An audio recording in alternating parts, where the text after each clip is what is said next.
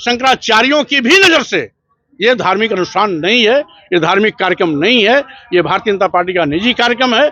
और इसके साथ ही साथ भारतीय जनता पार्टी आज लोकतंत्र को कुचलने का दुस्साहस कर रही है।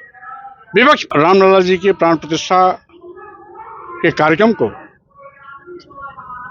भारतीय जनता पार्टी के लोगों ने भारतीय जनता पार्टी का कार्यक्रम बना दिया है कि अगर पार्लियामेंट में इस सरकार का थोड़ा भी यकीन होता तो नई पार्लियामेंट के उद्घाटन में राष्ट्रपति तक को नहीं आमंत्रित किया गया।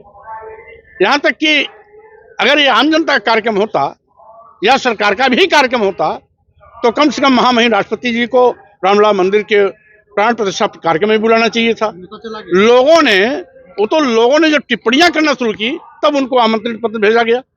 और यही नहीं, अगर ये धार्मिक अनुष्ठान होता तो सारे के सारे हमारे चारों शंकराचार्य इस कार्यक्रम में सम्मिलित होते।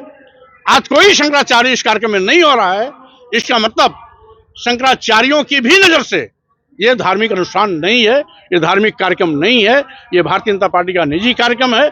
और इसके साथ ही साथ भारतीय जनता पार्टी आज लोकतंत्र को कुचलने का दुस्साहस कर रही है।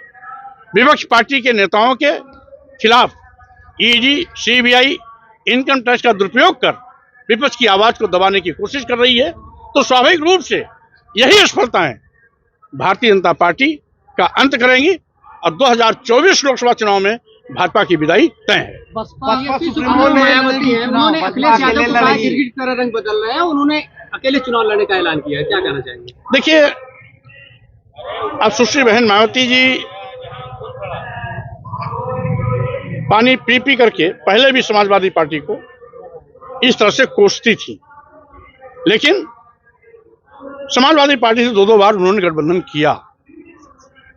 93 में गठबंधन हुआ और उसके बाद 2019 लोकसभा चुनाव में भी गठबंधन हुआ।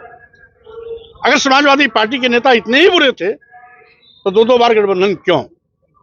इसलिए ये केवल राजनीतिक बयानबाजी है, इसके सिवाय कुछ नहीं। दिल्ली का रास्ता यूपी से होके जाता है और बसपा अगर नहीं शामिल होती है तो इंडिया को झटका नहीं लगेगा। देखिए, बहुजन समाज पार्टी शामिल होती है नहीं शामिल होती है, इसका फैसला तो बसपा सुप्रीमो सुश्री बहन मायावती जी करना है, इसका उत्तर मैं नहीं दे सकता।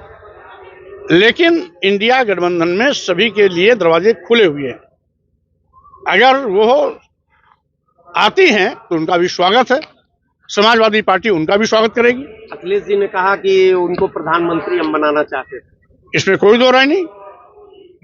2019 लोकसभा चुनाव का गठबंधन सपा बसपा का ये बताता है कि अखिलेश यादव जी ने झुक करके सुश्री बहन मायावती जी के सम्मान में बसपा से हाथ मिलाया था।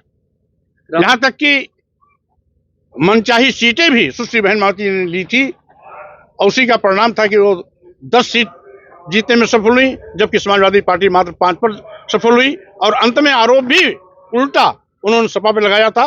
लेकिन इसके बावजूद अभी भी समाजवादी पार्टी पुराने मामले को भूल करके उनका स्वागत के लिए तैयार है। अगर गठबंधन में आती हैं तो उनका स्वागत। क्या मनाने जाएंगे? भाई, मनाने की तो बात इसलिए नहीं उठती, जब सबके लिए दरवाजे खुले हैं, तो वो भी एक पार्टी की राष्ट्रीय अध्यक्ष हैं, 4 बार मुख्यमंत्री रही हैं, तो स्वाभाविक रूप से वो खुद राजनीतिक गुणा भाग जानती हैं, इसलिए वो मनाने का कोई प्रश्न नहीं उठता। वो बहुत वरिष्ठ नेता हैं, हम समझते हैं कि समय रहते वो कोई न कोई सकारात्मक फैसला लेंगे। आइन वक्त पे इस तरह से जिस तरह मुकरी हैं, क्या देर की प्राण प्रतिष्ठा है, निमंत्रण मिला है? पहली बात तो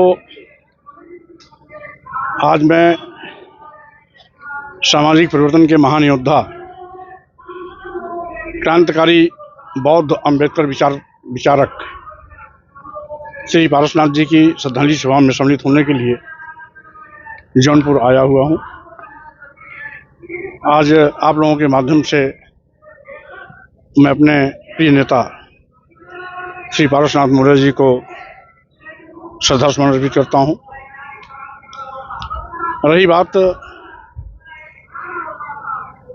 अयोध्या रामलला मंदिर का, तो उसको तो हम सभी लोगों ने उसी दिन स्वागत किया था जिस दिन माननीय सर्वोच्च न्यायालय ने फैसला। इसलिए मंदिर बनने का स्वागत है,